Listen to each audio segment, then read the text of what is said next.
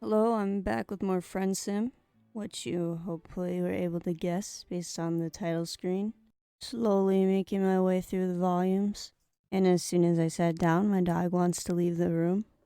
Pretty standard behavior. I'm going to be meeting this teal-blooded troll. Fresh from your most recent bout of gratuitous bodily injury and touching scenes of camaraderie, you soldier on. You've had a few setbacks, made a couple silly choices. Boy, do things just keep happening. Yes, they do. But let nobody say that you, the main character, are incapable of growth and change. You have made sure not to be caught in the wilderness near dawn again. You have made your way back to civilization. You can't wait to discover what new adventures await you. Adventures like friendship. Yep. Well, this just seems unfortunate. Tagora Gorjek. Sure.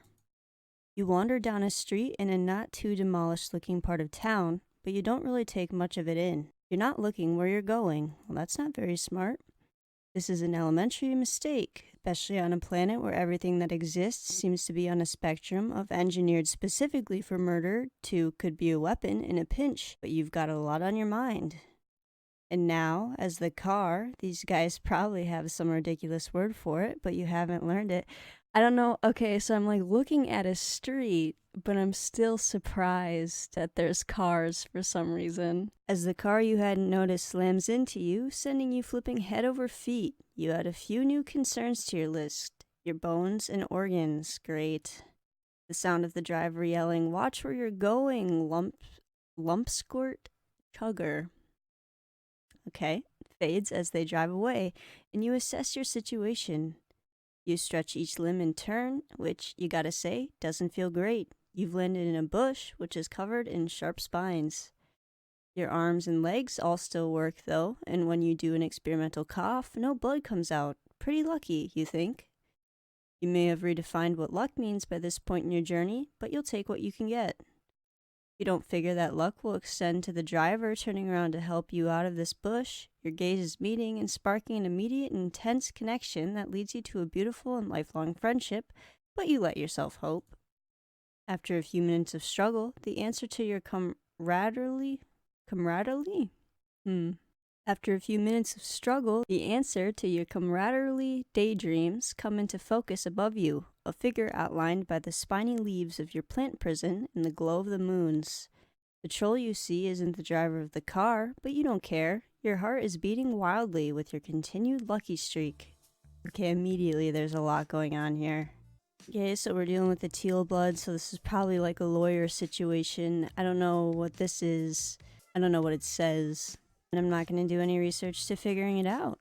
Hello, you seem to have fallen victim to a collide and scamper with that scuttle buggy back there. Oh. Okay, so we're racking up some lawyer fees already. Have you contracted your personal legislacerator?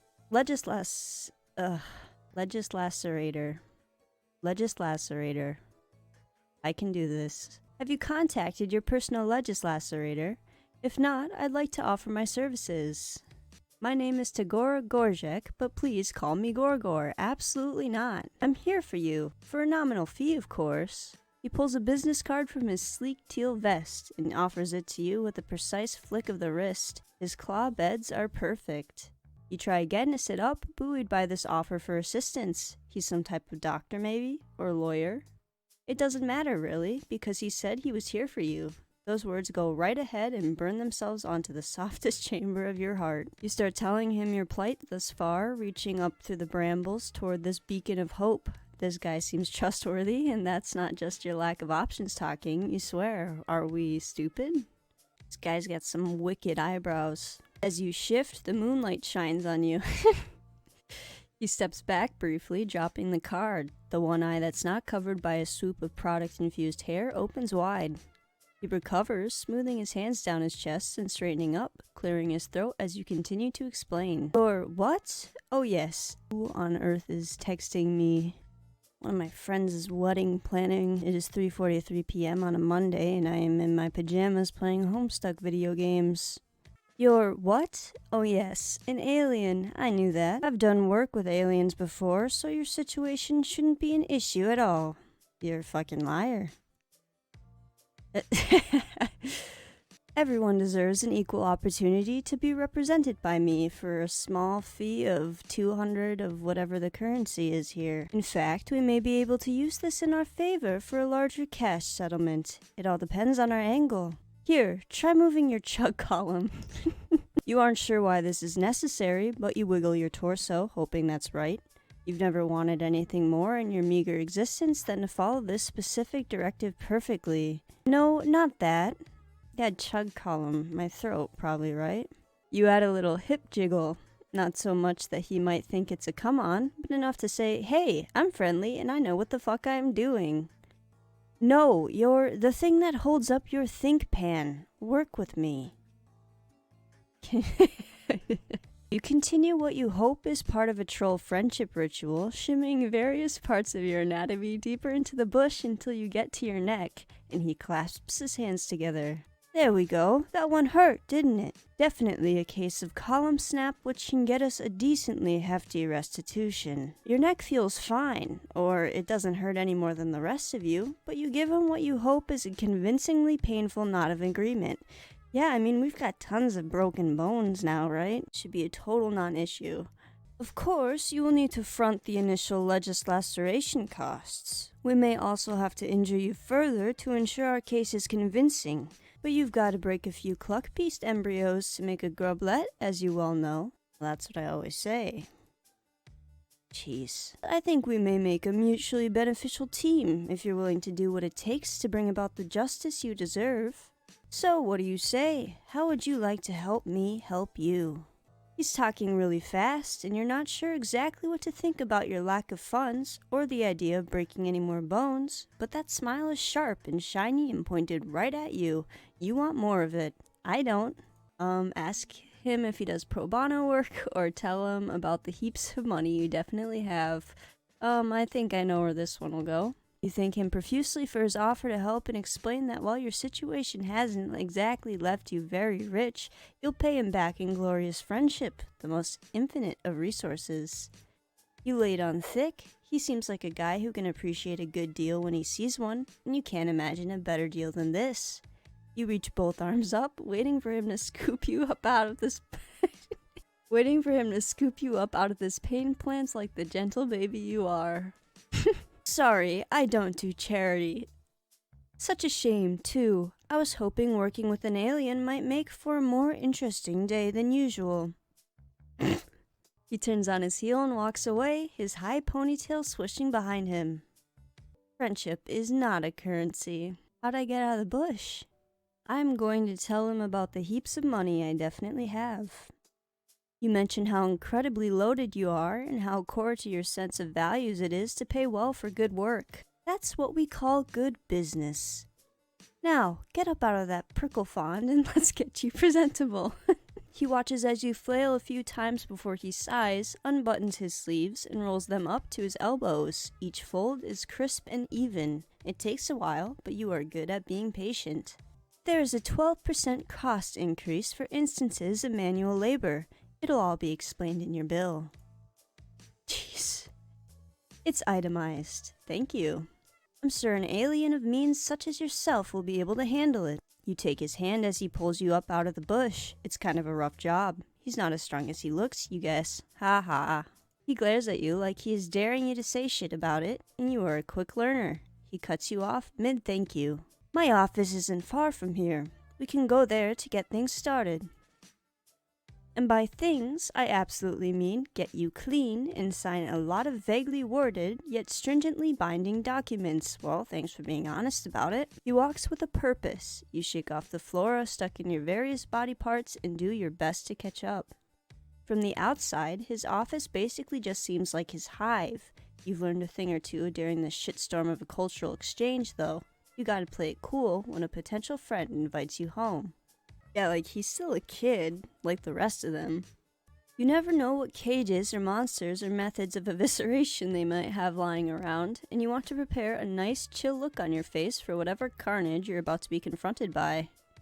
It doesn't work. Your face falls to bewildered hell when you walk inside, because it's all chrome and glass and broad white walls in here. Dude, I want a ferret so bad. It's really funny to me that Terezi's Lucis is a fucking dragon and this guy gets stuck with a ferret. Honestly, the ferret seems too good for him. I like this knife though. It's like he bought the fanciest looking crate and barrel display room he could find, down to the last useless minimalist accessory, and then never sat down in it. His Lucis, a ferret, is chilling on an enormous silver thing that's halfway between a throne and a play tower. Everything is clean and bright and at perfect right angles, and you don't see any weapons anywhere. It's fucking creepy. You ask him if he just moved in, because polite conversation seems like maybe the best thing you can do. In the absence of something specific to focus your fear on, you're just sort of a little afraid of everything. You're not paying me to learn my life story. Unless you'd like to. In that case, no. I've lived here most of my life. I'll go ahead and add that to your bill. Thank you. That was a lot of money. You stare at one of the chairs. Should you sit in it? By all means, do not make yourself at home. Head straight to my ablution trap while I prepare our contract. You really want to connect with this guy, and you like how you just vibed there, where you were thinking about sitting your bedraggled ass in his fancy chair, and he could totally tell you were thinking it. But you don't want to be friends badly enough to walk straight into something that has the word trap right there in its name without at least pondering it for a second. You've become savvier during all this. It's just the fucking shower. No entrapment, please, or take a goddamn bath. No entrapment, please. You tell him you would rather stay away from any and all traps, if that's alright. You mention that you think that's the better move for both of you. Something tells you that this guy wants to know what's in it for him. Probably all the times he's explicitly said that. You do have that vibe going after all. He taps a claw on his chin and looks you up and down. He takes his time. You try not to blush, no matter how exacting his gaze is. You present a solid case, I do. Your whole look is more than a bit repellent, but it may make the pitiable lost alien angle more emotionally effective if you still look like you just got run over. Frown. Did you just say frown out loud? Or were you instructing me? Oh. It takes you a second to realize he didn't just say his physical emotive response instead of doing it with his face. He's giving you a direction. Well, I mean, plenty of you people are fucking saying sigh for some reason. You stick your lower lip out and try to look as pathetic as possible.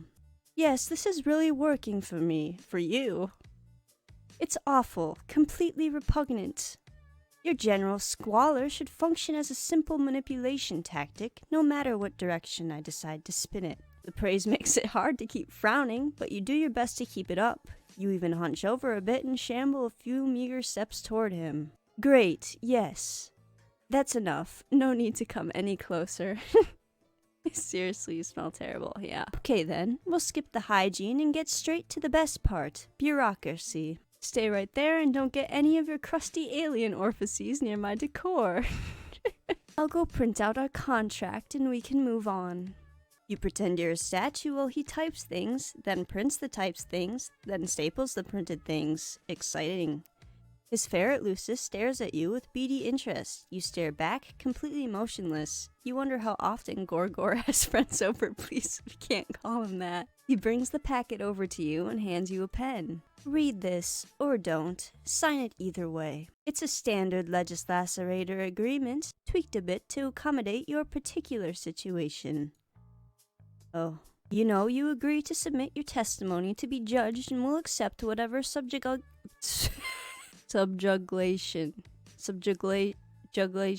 I've never had to say these words out loud. You know, you agree to submit your testimony to be judged and will accept whatever subjugation you receive.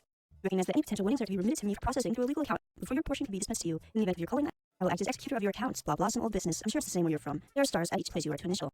Okay, shrunken text expense, thank you. That sure was a lot of stuff that you just got told real fast. You were trying to listen really, but he winked at you early on in his monologue, and it was really distracting, because you couldn't stop thinking about if you could incorporate a wink into a secret handshake maybe. Anyway, regular legal jargon, yeah. Just like all the times you clicked to say you read the terms and conditions on any old harmless social media app. That stuff never ends up being relevant. Well, I mean, he did just say that we can die in more than a few words. You show off your exquisitely polished John Hancock as many times as it takes. What does that mean? Oh yeah, he's the guy who signed all big. on the Declaration of Independence. Excellent, excellent. Everything's in order then. Are you ready to head out? Oh, like now? Now? You're not ready. You look roughed up enough? Will your bones need to go through any more ordeals? What's a subjugator? Does Tagora no sweep like the one you're fucking in, as they say? Oh, 50 for the swear jar. Pardon the language, it's an idiom. It means it's time to fucking go. Let's watch the fucking language, yes. You follow him out as apprehensively as you followed him in. As you retrace the path you took not too long ago, it occurs to you to wonder where this glorious feat of justice is going to take place, and, like, if anyone is going to subpoena that asshole that hit you. Is that even a thing here? You skip up to match Tagora's pace and ask. There is no real need for you to worry about that. It's for me to deal with. I saw the perpetrator, of course. If it seems prudent to pin the crime on them when the time comes, I will have more than enough credible evidence to condemn them. Their blood cast should be sufficient, but if it seems worth it to call them their dental scuttlebuggy, I can certainly do that as well. Of course, that's not the only way we can spin this. It may not be necessary to involve them at all. Don't bother worrying about that either. You definitely still worry about that, but you nod and keep walking like you're not bothered. You want to match his level of easy confidence. It's almost comforting to be around it, now that you've spent some time with him. It's simple. You're still basking in the ease of being told what to do when the whole vibe flips over on its ass so fast, you feel it like ice down your back. You look at Tagora first. He's stopped walking, and his posture somehow gets straighter. Even his cute little ponytail thing looks more alert. He's staring at the approach of another troll, a blue guy.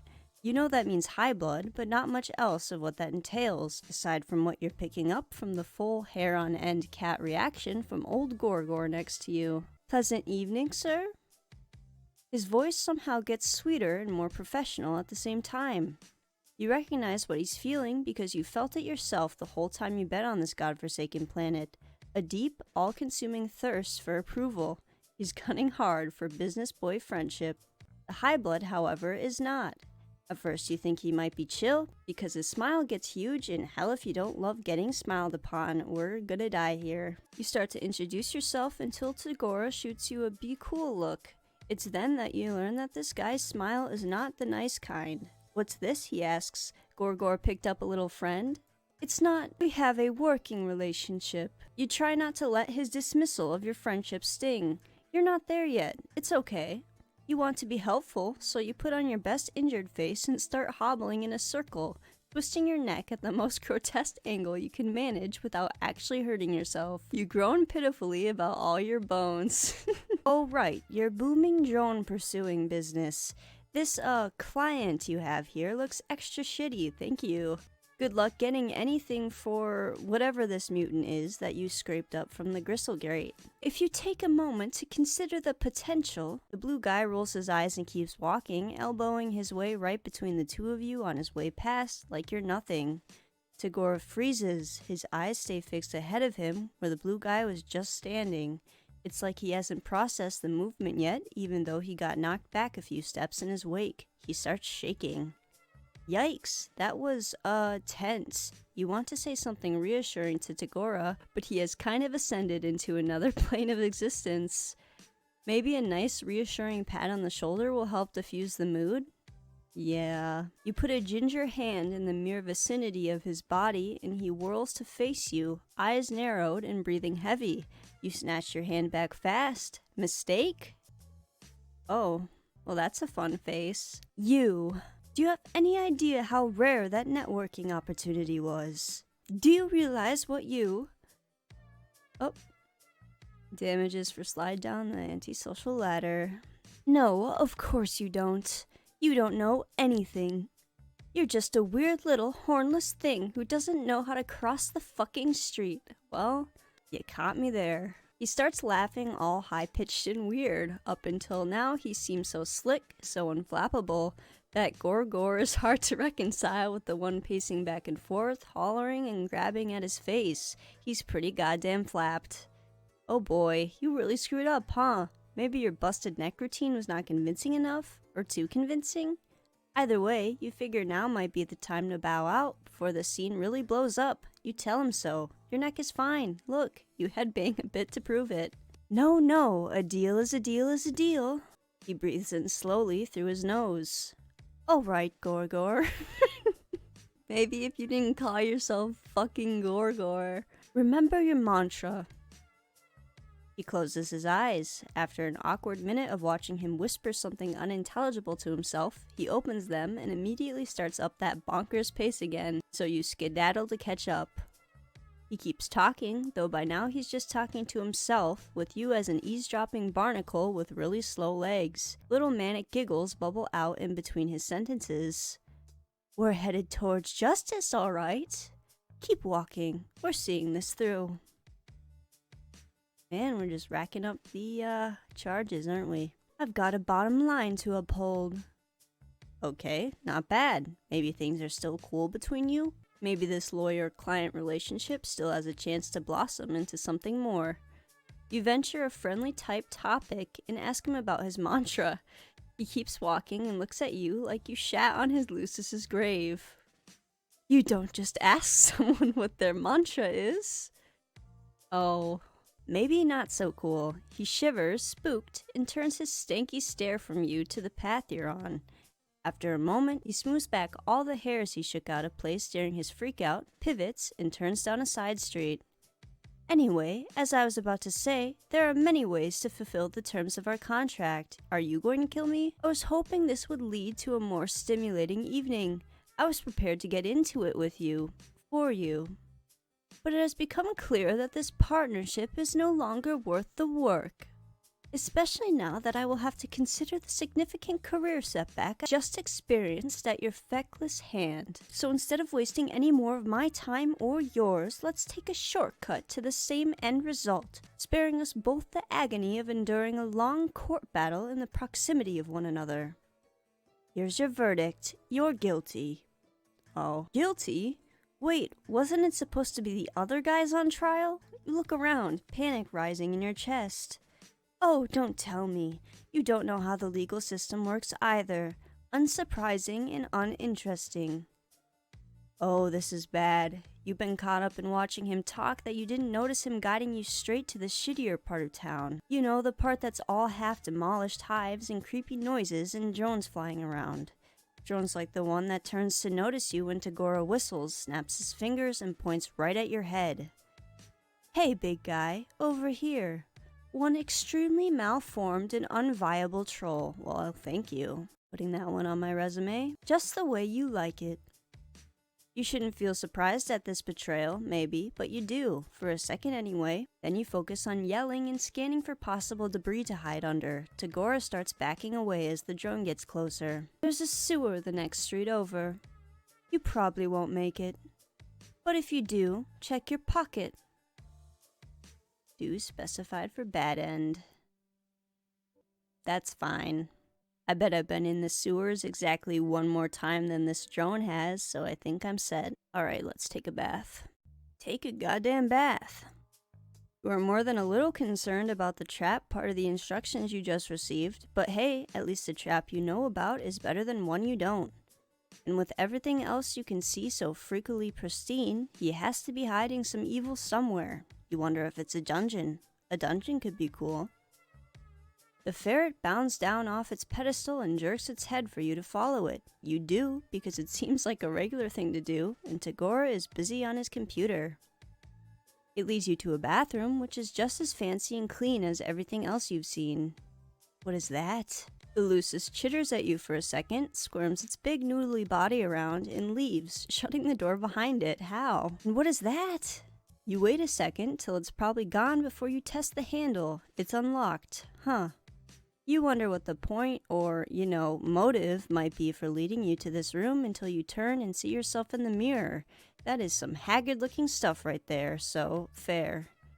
You're flying by the seat of your pants, but you guess maybe you're supposed to take a bath? If not, and he gets pissed and unleashes the ferret on you, at least you'll meet your maker nice and clean. What I say to myself every morning in the shower. You half expect some indiscernible goo or blood or something to come out of the faucet in the weird lumpy tub, but thankfully it's just water. Once you're in, you take a look at the truly inordinate amount of bath products you have at your fingertips. There are 3 shelves of little bottles and soaps and unidentifiable lathersome accessories by the tub alone. There's even more by the mirror. The labels are all gibberish, of course, but you sniff a few until you find something flowery and go to town. You take more time than you should in there, but you haven't experienced a moment of luxurious solitude in a bit. Full-time friendship searching can be difficult work. It's good to recharge. Once you're freshly scrubbed and dried, you slather yourself head to toe with some lotion you find in an iridescent vial. We're gonna melt our skin off. You hope he won't mind you using it. He wants you to be presentable, and this stuff is sparkly. You're starting to feel rejuvenated as hell. Really ready to knock this friendship stuff right out of the park. You leave your dirty, torn-up clothes on the floor, wrap yourself in one of the many satin bathrobes folded on a shelf, and head back out to find Tagora. He's standing in his foyer, waiting with the contract he typed up for you. When he sees you, his eyebrow ticks up. I see you went with the Rainbow Drinker Serum, full body application. Bold choice. What does that mean? I mean, it's an incredibly rare and expensive product, and I do expect to be remunerated, but I won't lie. It works. Thank you. Yeah, sure, that stuff. You don't want to let on that you don't know what it is since he seems impressed. Instead, you give his ego a little stroke and tell him you hadn't seen such a sumptuous array of self-care accoutrements in so long that you couldn't help yourself. Not everyone takes skincare as seriously as they should. I assumed you were taking forever in there because you'd gotten lost or didn't know how to use the ablution trap. I hadn't considered the possibility that you were just doing your regimen. Noted. Oh, thank you. You hold out your arms to admire the well-hydrated sheen you have going on. This time, you're not really even bullshitting. It just does actually look pretty good. Tagora seems like he's struggling. He keeps opening his mouth to say something, then changing his mind. He's clutching the documents in his hands like a flotation device. He looks down at them, then back at you. I typically only use that particular product to highlight my cheek blades, but there's no reason you shouldn't apply it more liberally, especially if cost isn't an issue. Okay, so it's like highlighter. Now I wonder if he's gonna charge me more or less because he thinks I'm rich. It's a little drastic for my personal style, but there is a certain unorthodox glamour to it. Are we still talking about this? The next bit looks like it hurts him a bit to get out. Do you? Would you like to step outside to see the full effect? You bet your ass you would. You're curious about what he means by effect, and this seems like more fun than signing stuff. He places the documents down on his desk like they're made of glass, not paper. He looks up at his Lucis, who just sort of tilts its head to the side. Is his Lucis gonna eat them? You look away and give them privacy to do whatever eyeball communication is going on. After a bit, Tagora clears his throat and heads towards the door. You don't comment on the bluish flush in his cheeks. For all the shift in his demeanor, he still seems like he might kick you out on your ass if you try to get too feelingsy with him. You start to glow as soon as you step back out into his dark front yard. Not in a light bulb kind of way, but a subtle, ethereal luminescence. You know. What is this stuff? Now that is a look. I mean, there's still the unfortunate issue of your homelessness and overall aberrance, and the fact that you're still wearing my ablution robe. But it's cutting edge, I'll give you that. You look almost like a real one. A real what? Oh, rainbow drinker. We've been talking about this so long that I forgot what we were talking about. You don't know what that means, but you want to roll around eternally in the praise part. You ask if the look will help your case. Oh right, your case, of course. He bites his lip and looks back through the window at the papers sitting on the desk where he left them. You hope he still wants to represent you, or at least that he'd want to hang out even if he wasn't going to. You don't get a chance to prod, though, because right then someone rounds the corner on the sidewalk in front of his hide. Oh, this guy again. Tagora's face immediately shudders into its usual simpering mask. There's an edge of panic around his eye, though. Huh. Wow, Gor-Gor, what do we have here? It's a blue-themed troll, which, if you remember right, means he's a fancier guy than Tagora. He's grinning like Troll Christmas came early. You can feel Tagora vibrating out of his skin next to you. Who even is this guy? When he gets close enough to get a good look at you, he jumps and screeches, "What the bulge boiling fuck?" As one does. Tagora is frozen, the corner of his mouth pulled back to show his teeth. The new guy is ignoring him in favor of noticing that you're dressed in Tagora's monogrammed leisure wear. If his look of fascinated horror is anything to go by, you don't really know what makes you do it. You should wait for Tagora to get himself together and do the talking, but you're riding the high of him almost seeming like he was enjoying your company. Plus, nothing boosts confidence like looking like a beautiful, spooky angel. So you toss your head, put on your best fancy guy voice, and say, "What? Never seen a What? Never seen a real one before?" You're placing all your chips on this guy, knowing something you don't. But when his eyes get huge and he starts stumbling over himself to back away down the sidewalk, you know it's paid off. Tagora blinks, then jumps right in, picking up directly where you left off. Surely someone as well informed as yourself knows a rainbow drinker when he sees one.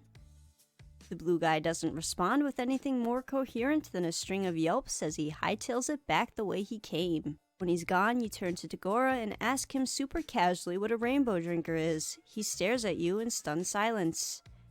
Are you telling me you didn't know?" You nod, and that you ran with it anyway, exploiting the fear you picked up on to turn the tide of a delicate encounter to your favor. I imagine that you're going to be impressed with this.